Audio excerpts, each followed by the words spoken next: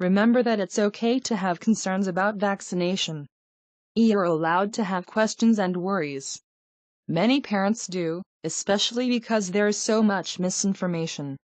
It's okay to feel nervous. Research the vaccines required by your state. The first step in this process is to learn what your child will be missing out on if you decide not to have them vaccinated. All 50 U.S. states have mandatory child vaccination laws that were put in place to protect American citizens from deadly infectious diseases like measles and whooping cough. Inform yourself about the diseases mandatory vaccines protect against and any medically established complication risks. Dismiss the myths about vaccines and autism. Exhaustive studies have shown no connection between autism and the MMR vaccine, or any vaccine. Researchers now understand that autism begins before birth, with signs being noticed in the second trimester of pregnancy, even though most parents don't notice before the age of 2. Your child cannot be turned autistic. They were either born autistic or born non-autistic. Weigh the pros and cons.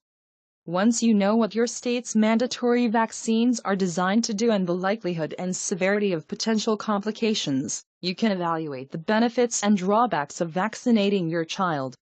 Be sure to consider issues relevant to both your child and your community as a whole. Weigh the potential consequences for your child. Children often bear the brunt of the risks when they are not vaccinated. Get the facts on herd immunity. Many parents who choose not to vaccinate their children justify their decision based on the idea that their kids are unlikely to contract a disease or spread it if they are surrounded by others who are vaccinated, a notion referred to as herd immunity or community immunity. Consider the ethical implications of depending on the immunizations of others to protect your child, and others' children, before buying into this idea. Talk to your family doctor. If you're having a hard time making sense of all the information out there on child immunization, speak to a physician about the realities of opting out of vaccines. If you still decide to opt out, tell your family practitioner or pediatrician about your decision and ask for help with the exemption paperwork, which in some states requires the signature of a medical doctor. Learn your state's exemption laws. Every U.S. state has different laws regarding mandatory vaccinations and the channels available, if any, to qualify your child for exemption. Research your state's laws and determine a course of action for legally opting out, as discussed in the next several steps of this guide. This information can be found online on various websites dedicated to vaccine legislation. Opt out on religious grounds.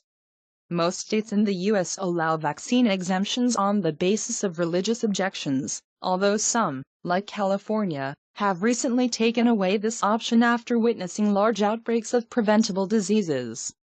If your faith prohibits your child from receiving medical care, you can pursue a religious exemption from state-mandated immunization. Opt out on medical grounds. If your child has a medical condition or allergy that would cause a serious adverse reaction to certain vaccines, your state likely allows exemption from the vaccine in question. You will need to submit verification of your child's condition from a qualified physician. Ask your doctor how to proceed with this process, as it varies by state. Opt out on philosophical grounds. This type of exemption has only recently been allowed in some U.S. states and is by far the most controversial. If you opt out of immunization for your child on a philosophical basis, you are saying that you have no medical or religious reasons for doing so. Only 17 states allow this type of vaccination exemption, and some carry additional requirements such as a physician's signature or completion of a vaccine education course.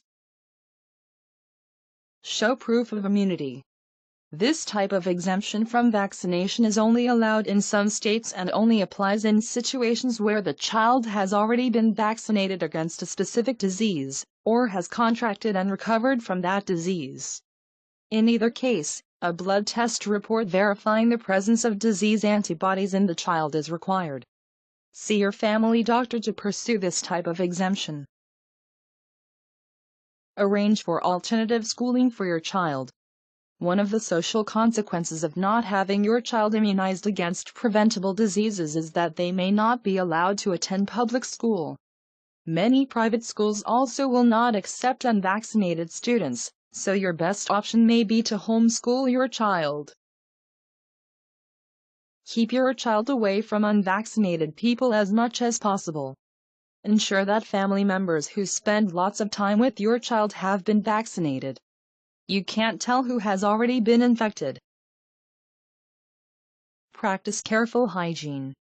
All family members should wash hands often. Keep surfaces disinfected when possible, change hand towels routinely, and don't share food or drinks. Never intentionally expose your child to infectious diseases. Some anti-vaccination parents believe that a good alternative to vaccination is to let their child contract certain diseases naturally so they can gain immunity that way instead of through vaccination. But many of these diseases are extremely deadly. The only version that is guaranteed to be weak enough to not severely harm your child is in a vaccine, and that's assuming your child will be having a virus-based vaccine as opposed to an antigen or DNA vaccine. Some infections such as chickenpox or measles remain dormant in the body. Avoid traveling abroad. Many countries outside the US and Western Europe have significantly higher contagious disease infection rates and much lower proportions of immunized citizens. Traveling to these places with your unvaccinated child greatly increases his chances of becoming dangerously ill while abroad and bringing the infection back home to spread to others. Know the symptoms of any diseases your child is not vaccinated against. Many vaccine-preventable diseases may lead to serious damage or death, especially in young children. They can be very severe. If you know the signs, you can recognize them in your child and take them to the hospital early on, making them more likely to survive. Education about these diseases is critical. Have an action plan in case your child gets a serious illness. It's important to know what to do if your child gets a vaccine-preventable illness, especially if it is a life-threatening one. Recognize that it may be harder to find a doctor who is willing to treat your child.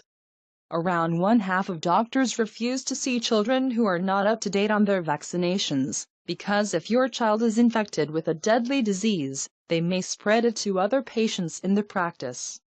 Elderly patients, infants that have not been vaccinated yet, and immunocompromised patients would all be at risk around your child.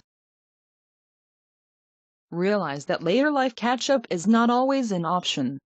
While many childhood vaccines may still be received later in life for somewhat lesser protection from certain diseases, others are unsafe for adults beyond a certain age. Find out what the maximum age is for catching up on the various childhood vaccines.